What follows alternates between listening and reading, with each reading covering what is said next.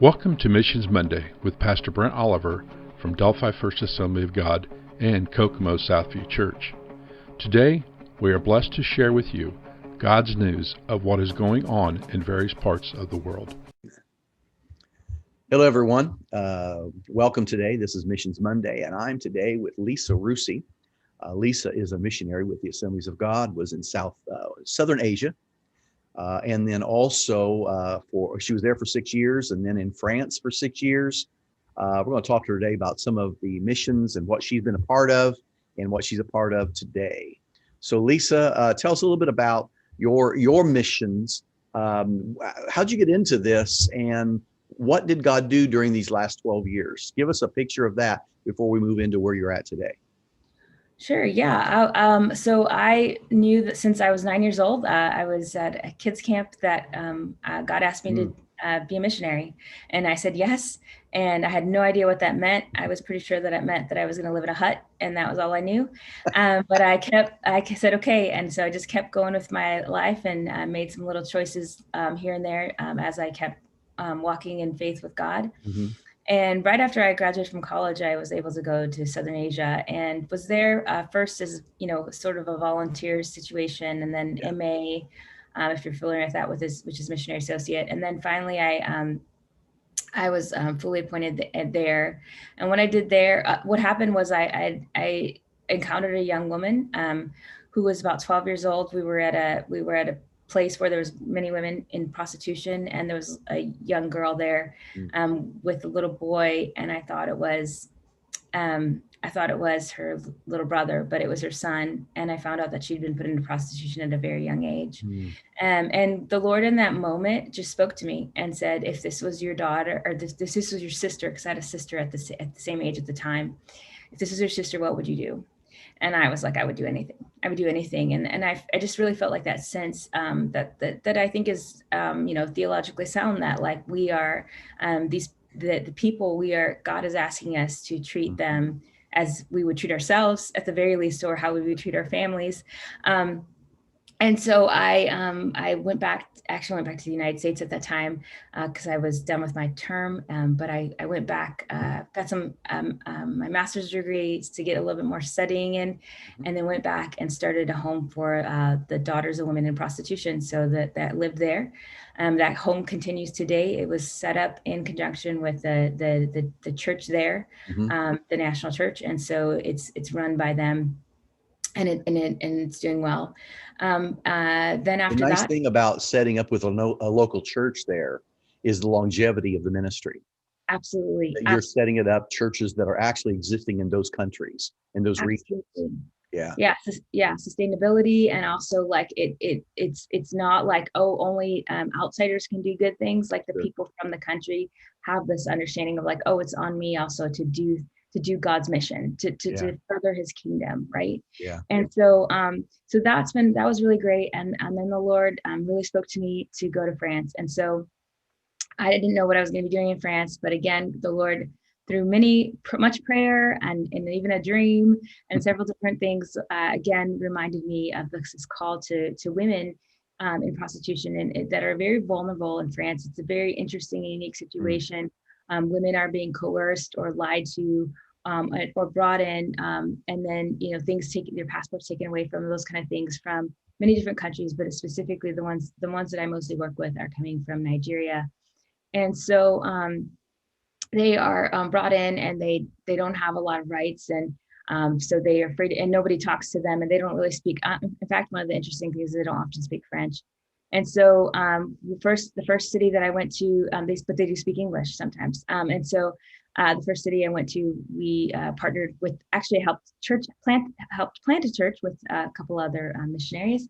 And as we were planting the church, at the very beginning, we said mission is important, reaching out is important. And so we started this outreach, did that for 4 years.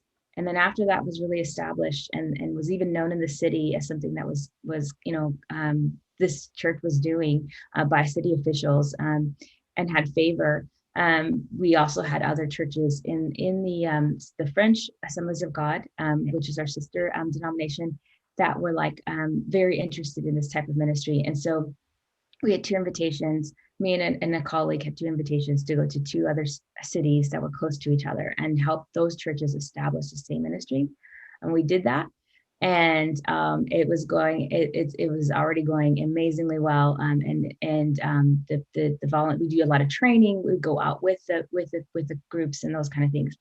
And then we had the French Assemblies of God say to us, we'd like to just have this as our ministry, like they're our big, state, our countrywide ministry. And so we are in the process now of helping them do that with training and those types of things. Yeah. Tell us a story. Yeah. Okay. So I'll tell you a good one because COVID is awful, right? But I'm going to tell you a good COVID story, and the good COVID story starts with this woman that we've known for 2 years. We've been going out, and she's in one of the cities, one of the second places that we helped start this ministry, and she speaks English, and so we know her pretty well. And she had been going to the church, and every time she would talk, she would say, I want to get out of this. I want to get out of this. But then we'd be like, okay, look, we have these different ways to help you do that. But there would be barriers. But with COVID, because of, they have curfew. They had an extreme lockdown. And even now, right today, they have a 6 o'clock curfew. Because of those kind of things, prostitution was not even, they couldn't do anything. And so the women, they were being trafficked. They had traffickers, they had people that were pimps, basically, that were looking after them. But these guys, like, they really, they stopped caring about them because they were now being expensive. The women were expensive to feed, and they weren't making any money. So anyway, she had this moment, and she was able to make a decision. And she also found out in that time period that she was pregnant. So she had a moment to make a decision to leave. Our church, the church that we partnered with, was there. They had housing for her. They took care of her and her new little baby boy who was born this last year during 2020. And she has filled the paperwork. She is out. She is legally able to stay in France. She is no longer in prostitution. Complete and total freedom. And that 100% came through support and prayer from churches like yours. And so I want to tell you that story. And then I want to say thank you, because that is why I do what I do. And I hope that's why you do what you do.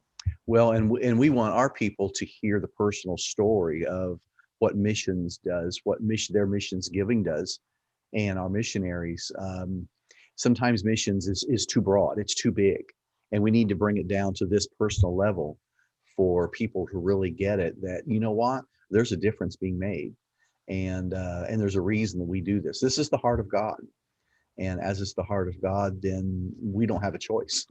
If we say that we have the heart of God, then there's certain things are going to happen. Absolutely. Absolutely. So transitioning now because of COVID, because of a variety of things, you're back in the States and kind of serving as still a missionary, but in a kind of a different way. Yeah, so I'm in this really interesting role right now. So the Lord just opened it up, and I'm kind of glad He did, because if I didn't know, but if I had stayed in France, I would have literally just been locked in my home right now. But I get to do more than that. I'm still connected with France. Even in June, I will be doing trainings, like I said, via Zoom, because again, that's all that they can do. They can't still even get together into trainings and do those things. So I'll be doing those kind of things to train new churches to do this type of ministry. However, at the same time, what I'm doing here, and I'm actually in Washington State. I am at Northwest University, which is an Assemblies of God university, and I'm the missions professor.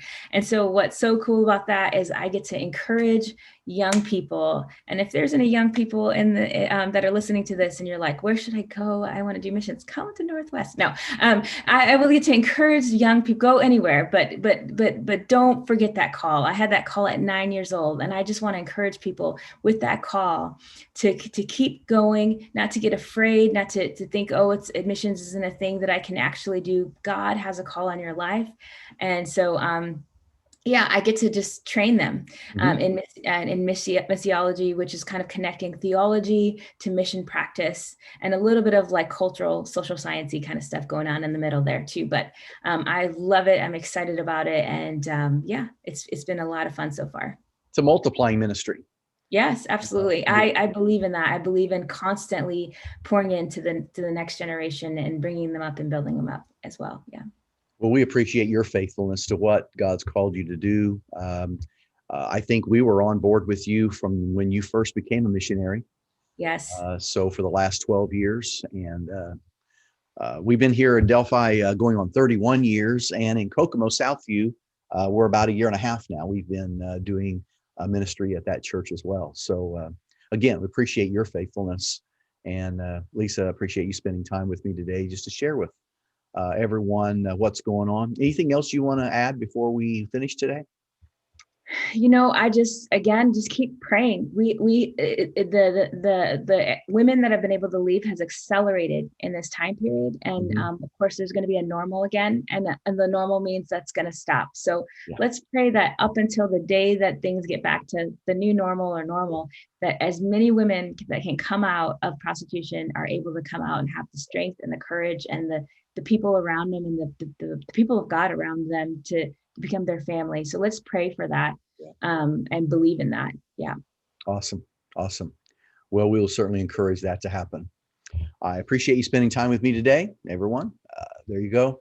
And keep Lisa Russi and her ministry in prayer if you would. And if you want to know more, contact us and we'll be able to get you in contact. Thank you so much today. Thank you. This has been brought to you by Delphi First Assembly of God and Kokomo Southview Church. To contact us or send us your prayer request, testimony of answered prayer, or Bible questions, please see the information on the screen.